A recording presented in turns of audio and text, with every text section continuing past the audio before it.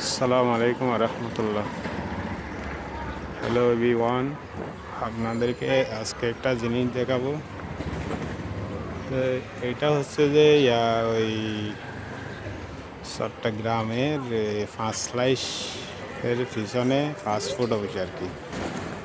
Fast food অফিসে আইছি, এখানে ফাস্টফুড করে যে বিদেশ যাওয়ার জন্য ওখানে আইছি। এখানে আজকে লোকজন একটু কম, আমি আপনাদেরকে দেখাই। এখানে এক সময় দালাল চক্র আছিল, অনেক দালালের মাধ্যমে অনেক টাকা মানুষ ইয়া করে গেলাইত। এখানে ভিতরে অনেক মানুষ দাঁড়ায় আছে,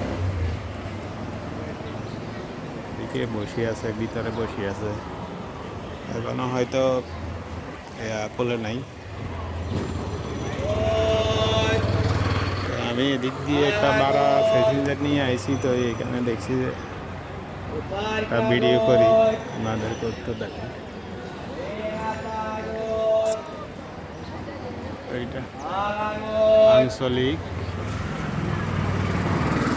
আঞ্চলিক ফাস্টফুড অফিস পাঁচ লাইশ চট্টগ্রাম।